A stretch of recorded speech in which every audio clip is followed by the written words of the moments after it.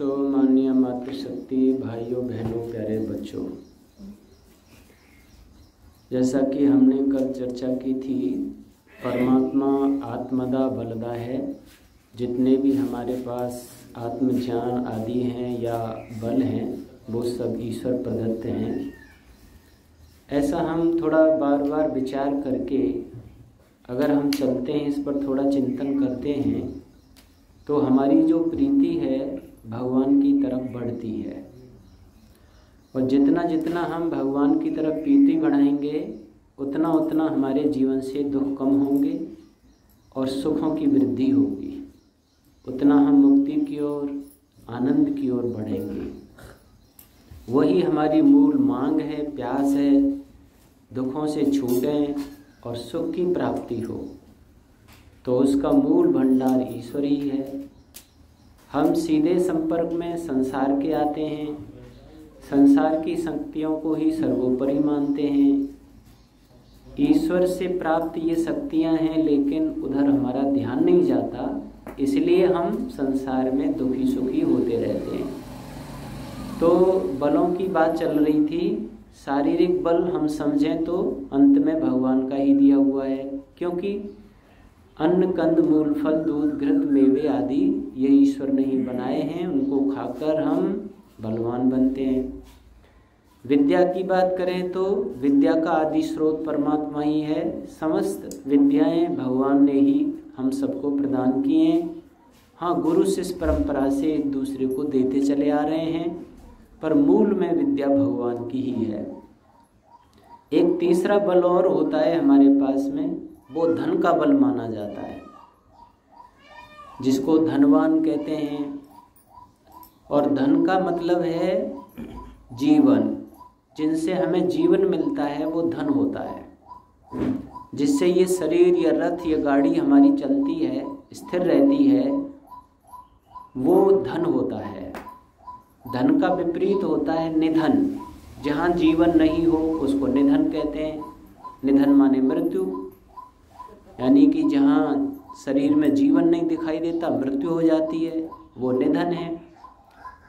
धन क्या हुआ? जीवन। हम धन किसको मानते हैं? पैसों को धन मानते हैं, नोटों को मानते हैं, जो आज सरकार ने देश विदेशों में अपनी अपनी सरकारों ने बनाए हुए हैं, उसको हम धन मानते हैं। लेकिन वास्तव में धन तो भगवान ही पैदा करता है। मनुष्य धन पैदा नहीं कर सकता, मनुष्य धन नहीं बना सकता। हाँ, मनुष्य साधन बना सकता है। भगवान के धन को इधर उधर करने के लिए एक बीच का माध्यम, एक साधन तैयार कर सकता है। वो साधन होते हैं, धन नहीं होता। धन वो होता है जिससे जीवन मिलता है। जैसे एक उदाहरण से आप समझेंगे, कोई व्यक्ति रेगिस्तान में चला जा रहा है, उधर से सूर्य नारायण तप रहे हैं, नीचे से बालू तप रहा है, और दूर दूर तक कोई गांव नज़र आता नहीं है। आप देखते होंगे रेगिस्तान में कहीं कहीं कोई पेड़ नज़र आते हैं, बाकी रेत के टिब्बे होते हैं, और बहुत गर्मी पड़ती है। चला जा रहा है, प्यास से व्याकुल है, कंठ सूख रहा है, जीभ चिपकने को हो रही है। कैसे भी भाई जल मिले तो प्राण बचें।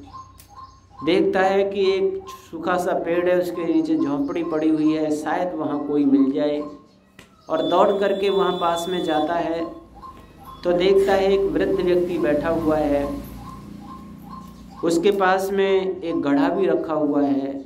कहा, दादाजी मैं प्यास से व्याकुल हूँ, मेरा कंठ सूख रहा है, जीभ चिपक रही है, प्राण गले पर आ रहे हैं, थोड़ा सा पीने को जल मिलेगा? वृद्ध ने कहा, भाई जल तो मेरे पास थोड़ा सा है, पर वो मेरा ही प्राण, मेरे ही जीवन बचा सकता है, प्राण बचा सकता है। दूर दूर तक गांव नहीं है, यहाँ और कोई साधन नहीं है। अगर आपको पिला दूंगा तो मैं कैसे रात काट पाऊंगा, ये दिन कैसे काट पाऊंगा? कैसे भी दादाजी थोड़ा सा पानी पिला दो। उसके पास पैसे थे, उसने 500 रुपये दिए, फिर 1000 रुपये दिए, 10,000 रुपये दिए, 20,000 रुपये दिए, कैसे पानी पिला दो? बोला तेरे को मैं ये पानी पिला दूंगा, ये पैसे यहीं पड़े रह जाएंगे, सुबह तक मैं मर लूँगा। सुबह से पहले मेरे को पानी यहाँ लाने वाला कोई है नहीं, तेरे पैसे मेरे किस काम आएंगे, मेरा जीवन खत्म हो जाएगा। तो देखो नोट तो उसके पास रखे हैं, लेकिन वो जीवन नहीं दे पा रहे। जीवन कौन दे पा रहा है? जल। जल ही जीवन है, जलम वही प्राणः, जल ही जीवन है। हमारे पास पैसा नहीं हो, सोना चांदी नहीं हो, और भी मकान दुकान भी नहीं हो, पेड़ के नीचे भी हम जीवन काट लेंगे। बहुत से ऋषि मुनि पेड़ के नीचे गुफाओं में भी काट लेते हैं, पर जल चाहिए, बिना जल के जीवन नहीं चलेगा। अन्न चाहिए, बिना अन्न के जीवन नहीं चलेगा। वायु चाहिए, बिना वायु के जीवन नहीं चलेगा। ये पृथ्वी चाहिए, सूर्य का प्रकाश चाहिए, ऊर्जा चाहिए, अग्नि चाहिए, उसके बिना भी जीवन नहीं चलेगा। अग्नि भी नहीं हो तो भी सब कुछ बर्फ जाम हो जाएगा, बर्फ बन जाएगा। अर्थात अग्नि जीवन देती है, जल जीवन देता है, वायु जीवन देती है, अन्न जीवन देता है, पृथ्वी माता जीवन देती है। जिससे जीवन मिलता है वो धन है, और धन केवल ईश्वर ही बनाता है। और देखो जितना हमारे शरीर के लिए, इस जीवन के लिए आवश्यक है, जितना ज़्यादा आवश्यक है उतना ही भगवान ने सस्ता छोड़ा है, सस्ता किया है। और जितना कम आवश्यक है और हम उसकी दौड़ में दौड़ रहे हैं, उसे कमाने में, जो बहुत कम आवश्यकता है जीवन के लिए वो उतना ही महंगा है। जीवन के लिए कम आवश्यक है और महंगा सबसे ज़्यादा है, और जीवन के लिए ज़्यादा आवश्यक है वो सबसे सस्ता है। जैसे हीरे जवाहरात, हीरा आप में से शायद ज़िंदगी में किसी ने नहीं देखा होगा या पकड़ा होगा या शरीर पर धारण किया होगा, पर सबसे महंगा है, और शरीर के जीवन चलाने के लिए कोई आवश्यक नहीं है। जीवन भर हमें हीरा देखने को ही नहीं मिला तो भी हमारे जीवन को कोई खतरा नहीं है, और सबसे महंगा है। उससे थोड़ा सस्ता सोना चांदी है।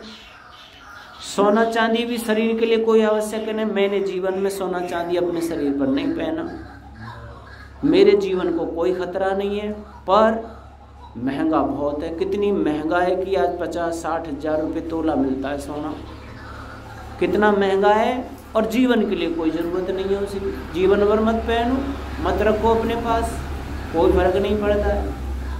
पर हीरे से थोड़ा सस्ता है। उससे और सस्ता है मकान।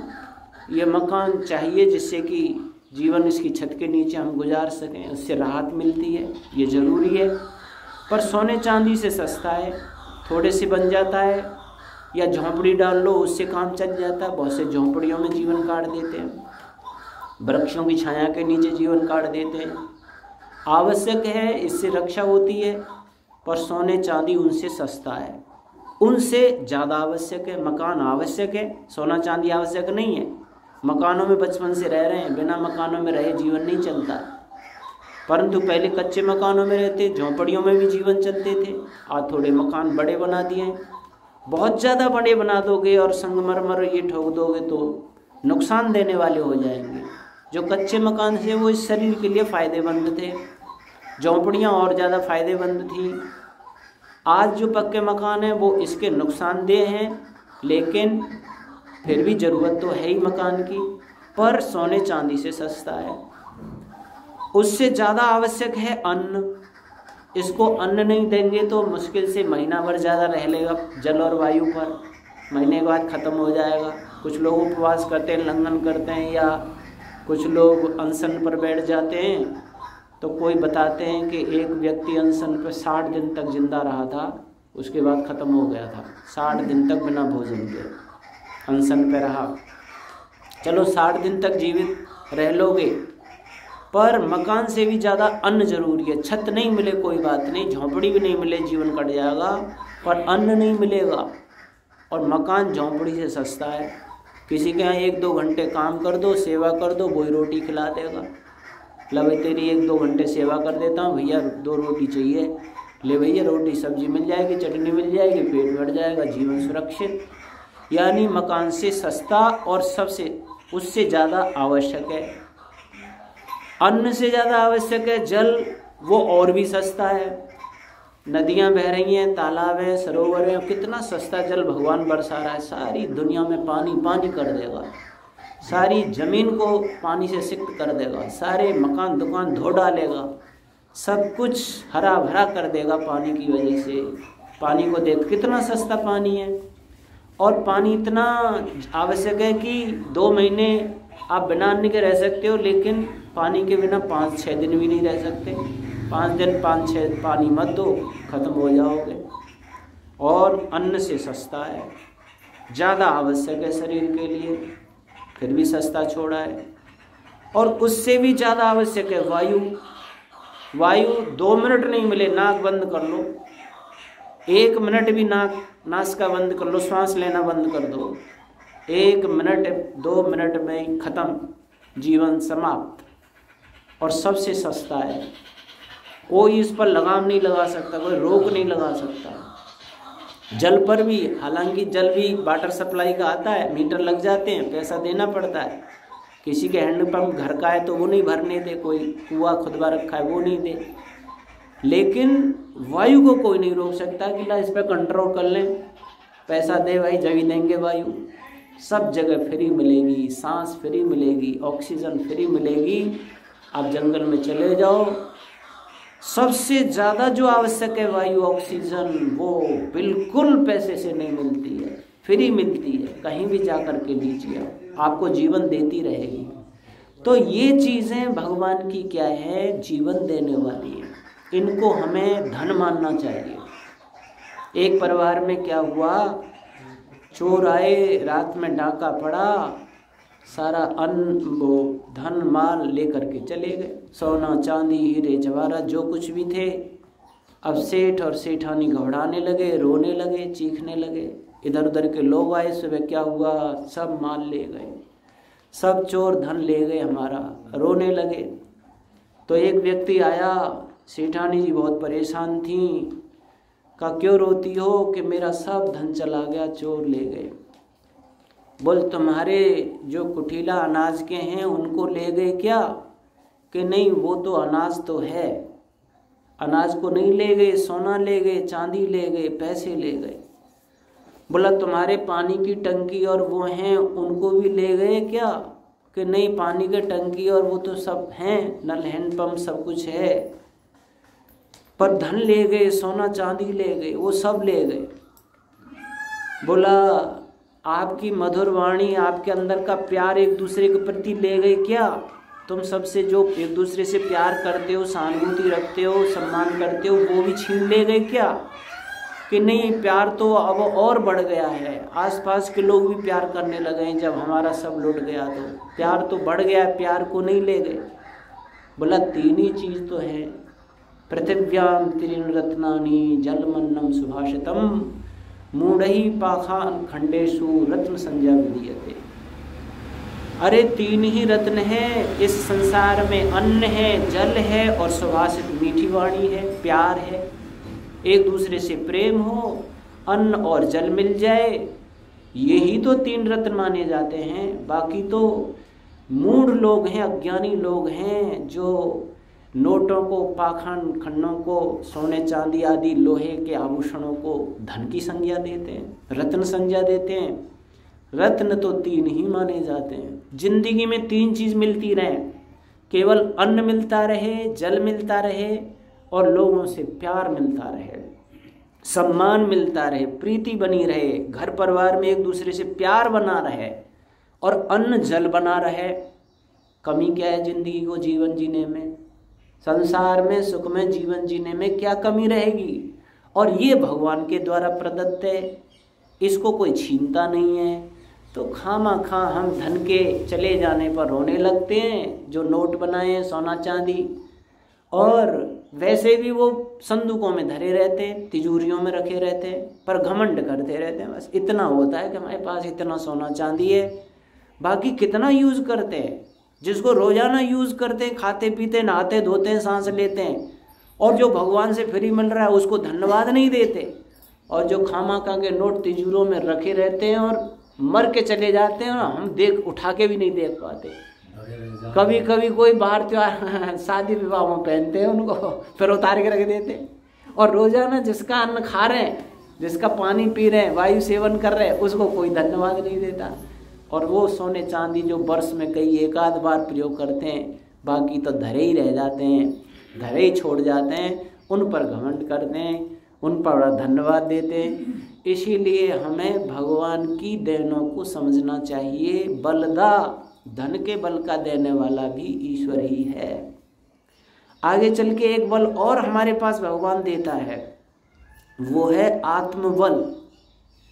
ये विरले लोग समझ पाते हैं, ज्ञानी लोग, विद्वान लोग समझ पाते हैं। भाई शरीर के बल को हम देखते हैं रोजाना, पहलवान आदि जो ताकतवर होते हैं। विद्या के बल को देखते हैं, विद्वानों को देखते हैं। विद्या पढ़ के बच्चे नौकरी लग जाते हैं, वो विद्या का बल भी दिखाई देता है। और एक धन का बल भी दिखाई देता है, परंतु आत्मबल दिखाई नहीं देता है। ये आत्मबल क्या होता है? आत्मबल अंदर से प्राप्त होता है और वो ईश्वर प्रदत्त है। जो ईश्वर से जुड़ा होता है, जितना जुड़ा होता है उतना ही उसमें आत्मबल होता है। जैसे आपको नोटों पर, सोने चांदी पर घमंड होता नहीं और बड़े फूले फूले समाते नहीं हैं, वैसे आत्मबल से युक्त व्यक्ति अपने आप में बड़े स्वाभिमान में रहता है, बड़े आनंद में रहता है। वो आत्मबल हमें कमाना चाहिए। यूँ तो वो भी धन भगवान से ही मिलते हैं, लेकिन आत्मबल विशेष भक्ति, उपासना, भगवान को याद करने से प्राप्त होता है। आत्मबल क्या होता है? उसके लिए ऋषि कहते हैं पहाड़ जैसा दुख भी आता है तो उसे राई जैसा प्रतीत होता है। आत्मबल वो होता है किसी प्रकार का भय उसके जीवन में होता नहीं है, वो निर्भय हो जाता है, हर प्रकार से निर्भय हो जाता है। भय नाम की चीज उसके जीवन से खत्म हो जाती है। आत्मबल वो होता है कि जो फांसी के फंदों पर चढ़ते हुए भी उत्साह से भरे हुए होते हैं। सामने मौत दिखाई देती है, फांसी का फंदा है, जल्लाद से भी कह देते हैं छोड़ो मुझे, तो अपने आप फंदा डालते हैं, अपने आप वजन तोला जाता है तो बड़ा बैठता है उनके अंदर। चेहरे की लालिमा देखी जाती है तो पहले से अधिक लाल होता है, उनके अंदर आत्मबल होता है। महर्षि दयानंद सरस्वती के जीवन की एक घटना आती है। कहते हैं कलकत्ता के स्टेशन पर महर्षि दयानंद टहल रहे थे। उस समय के गवर्नर जनरल थे नार्कब्रुक, अंग्रेजों के गवर्नर जनरल डॉक्टर नार्कब्रुक। उनको किसी ने बताया, वो ये जानना चाहते थे महर्षि दयानंद कौन है, मैं उनको देखना चाहता हूँ। किसी ने कहा देखो वो स्टेशन पर भ्रमण कर रहे हैं, आप जानना चाहते हो, बात करना चाहते हो तो कर सकते हो। तुरंत डॉक्टर नार्कब्रुक आते हैं और स्वामी दयानंद को नमस्ते करते हैं, पूछते हैं आपको ही दयानंद कहते हैं? स्वामी जी ने कहा हाँ कहते तो मुझे ही दयानंद हैं। आप अपने प्रचार प्रसार जो करते हैं, आपके प्रचार प्रसार में कोई कमी तो नहीं आती? अगर कोई परेशानी हो तो गार्ड वार्ड आपके साथ लगाए जाएं? कि नहीं ऐसा तो कुछ नहीं है, अंग्रेजी राज्य में सुविधा है, मैं अपनी बात आसानी से कह लेता हूँ। तो बोला ये बात आप हमें लिख करके दे सकते हैं? कि नहीं लिख के तो नहीं दे सकता। आप भगवान से प्रार्थना करते हैं? हाँ रोज करता हूँ। तो एक प्रार्थना ये भी किया करो कि ऐसा अच्छा अंग्रेजी राज भारत देश में दीर्घ काल तक बना रहे। तो स्वामी दयानंद जी ने कहा कि नहीं ऐसी प्रार्थना तो मैं नहीं कर सकता, हाँ ये प्रार्थना मैं जरूर करता हूँ कि भगवान इस भारत देश से अंग्रेजी राज्य, अंग्रेज अपने तुरंत वापस अपने देश चले जाएं और यहाँ के लोगों का अपना स्वदेशी राज्य हो, आप अपने देश तुरंत वापस चले जाएं, ये प्रार्थना करता हूँ। यानी उस समय अंग्रेज़ों के गवर्नर जनरल के सामने उसकी सत्ता को उखाड़ने की बात कोई करता हो तो उसकी क्या स्थिति होती थी। कोड़े, फांसियाँ, कितनी तकलीफ़ें दी जाती थीं, लेकिन कितना आत्मबल उनके पास था कि उसी के सामने उसी की सत्ता को कहते हैं कि आप अंग्रेज़ तुरंत अपने देश चले जाएं और यहाँ के लोगों का अपना स्वदेशी राज्य हो। इसको कहते हैं आत्मबल। आत्मबल ईश्वर की भक्ति उपासना से आता है। जितना जितना हम लोग भगवान का ध्यान चिंतन उपासना करेंगे उतना उतना हमारे अंदर आत्मबल आएगा। घर परिवार की कितनी बड़ी समस्याएं आ जाएंगी, अड़ोस पड़ोस की, इसकी उसकी, नाते रिश्तेदारों की, आप बिल्कुल डगमगाएंगे नहीं, बिल्कुल अशांत नहीं होंगे और अपने निर्भय होकर के आप उसका समाधान भी कर लेंगे और समाधान देंगे भी, स्वयं भी समाधान में रहेंगे और अन्य लोगों को भी समाधान देंगे, शांति सांत्वना देंगे। आपके पास इतना बल आ जाएगा, पहाड़ जैसा दुख भी उसमें राई जैसा प्रतीत होता है। इसीलिए जितने भी बल हैं, आप छोटा सा भी चिंतन करते जाएंगे तो आपको पता चलेगा कि वो सब बल परमात्मा के द्वारा हमें प्राप्त होते हैं, भगवान से मिलते हैं, आत्मदा बलदा है वो। ऐसे ईश्वर के निरंतर इन दैनों को चिंतन करते हुए हम रुचि रुझान पैदा करें, जिससे कि सच्चे सुख को प्राप्त हों, दुखों से निवृत्त हों। इन बातों के साथ धन्यवाद। ओम शांति।